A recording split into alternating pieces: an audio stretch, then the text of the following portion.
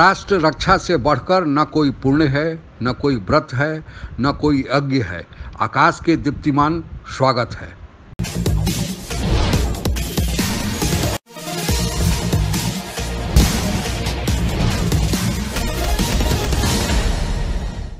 आपने 5 Rafale fighter aircrafts का सफर France के मेरिग्नैक एयरबेस से शुरू होकर भारत के अंबाला एयरबेस पर समाप्त हुआ, उसकी एक झलक देखी। यह 36 राफेल्स जो हमारी वायुसेना को मिलने वाले हैं, उनमें से 5 की यह पहली किस्त है। आपको यह बताते चलें कि इस समय हमारे एयरफोर्स को कुल 42 स्क्वाड्रन सैंक्शन है, पर उसमें से 30 ही पूरी तरह ऑपरेशनल है। एक स्क्वाड्रन में सामान्यतः 18 से 24 फाइटर एयरक्राफ्ट रहते हैं। सीमा पर चीन और पाकिस्तान के बीच तनाव की स्थिति में इन 5 राफेल्स, जो विश्व में सबसे उत्तम किस्म के state of the art fighter aeroplane माने जाते हैं, भारत में आना बहुत ही टाइमली और देश हित में लिया गया कदम है। इन फाइटर्स प्लेन के आने से चीन और पाकिस्तान में चर्चा का होना एक स्वाभाविक प्रक्रिया है। पाकिस्तान में क्या चर्चा हो रही है, आइए सुनते हैं। राफेल जो है जी, वो 5 की टुकड़ी पहुंच गई है इंडिया के पास। ब्रिगेडियर इमरान मलिक साहब, तो ये सिंबॉलिक मूव एक है और विद इन इंडिया ऑब्वियसली इसकी बहुत बड़ी राय होगी, तो ये ज्यादा सिंबॉलिक मूव है। बाकी के 31 जहाज जो है वो भी उम्मीद है कि उनको कि वो आ जाएंगे। जब ये सारे पूरे मौजूद हो जाते हैं और इनका पूरा प्रोसेस जो है इंडक्शन का, और फिर जो इनकी साइनेटिक ट्रेनिंग होती है दूसरे सिस्टम के साथ, जब ये सारी मुकम्मल हो जाएगी तो ये एक इफेक्टिव फोर्स बनेंगे। चौधरी ज़हीर साहब की तरफ चलते हैं। चौधरी साहब, आपने खुद भी फ्लाई किया हुआ है, स्क्वाड्रन भी तो नहीं है ना? रिजवान साहब, जो हिंदू अखबार की रिपोर्ट है या इंडिया टीवी की रिपोर्ट है या जो इंडियन रिटायर्ड जर्नल्स की डिस्कशंस और बातचीत है, उससे ये अंदाज़ा होता है कि फ्रांस के साथ कंप्लीट असेंबली तक भी उन्होंने जो डील की है वो उसके हिसाब से राफेल की पूरी असेंबलिंग जो है हिंदुस्तान में होगी।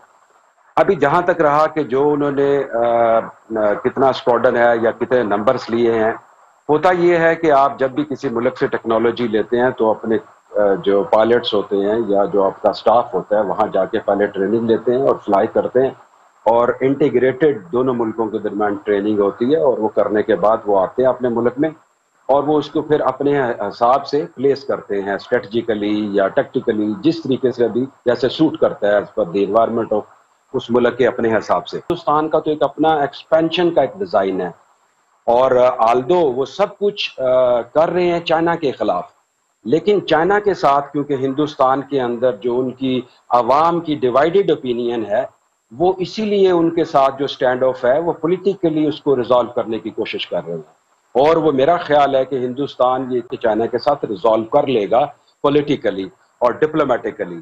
और ये जो उनकी ये फायर पावर है किसी भी लिहाज से ये चैलेंज करती है पाकिस्तान को, क्योंकि हम उनको दुश्मन समझते हैं, लेकिन बात मसला ये है क्या हम उसके लिए तैयार हैं। लेकिन रिजवान साहब याद रखें, अभी जो जंगों का सिनेरियो है वो चेंज हो चुका है।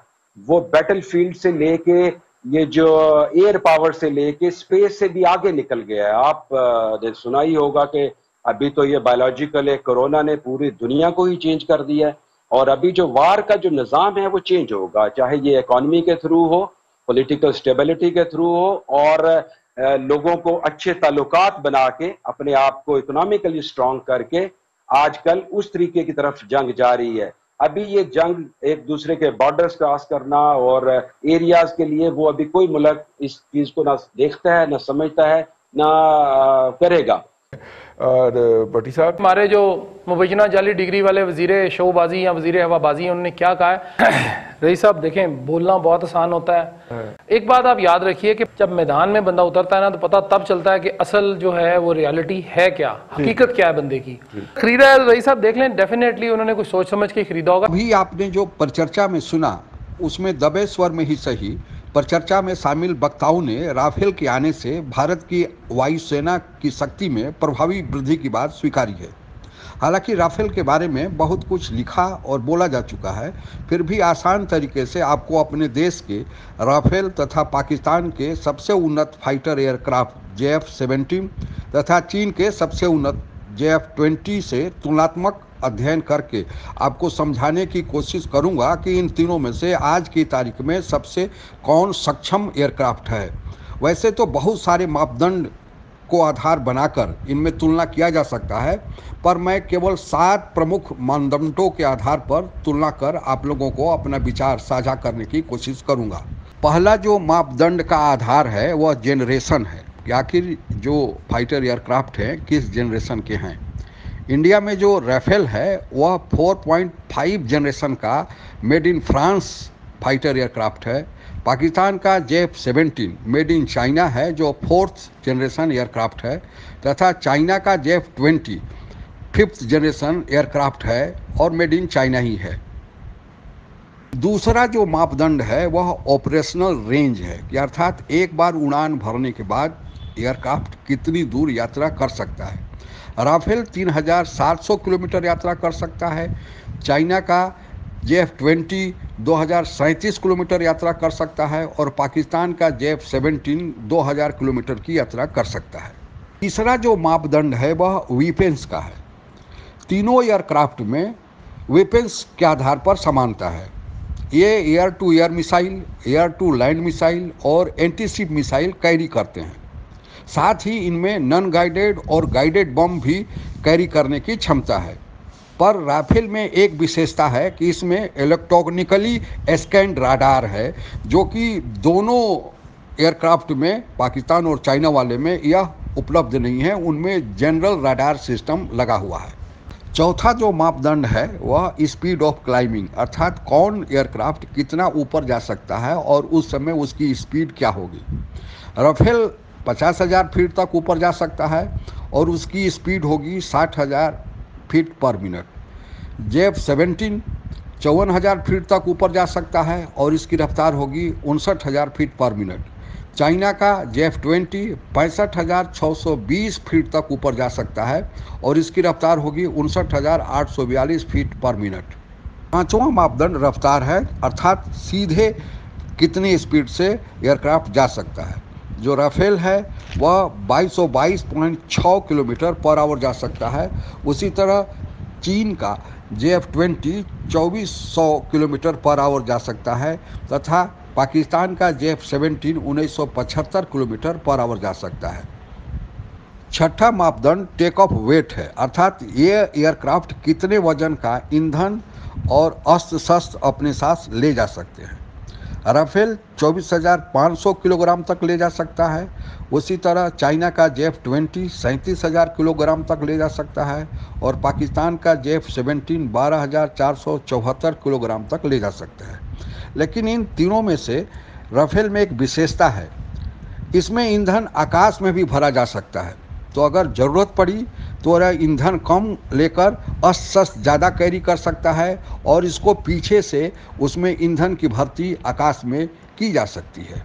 सातवां और अंतिम मापदंड है बैटल टेस्टेड। क्या इन एयरक्राफ्टों की परीक्षा किसी युद्ध में हुई है और अगर युद्ध में हुई है तो इनका परफॉर्मेंस कैसा रहा है।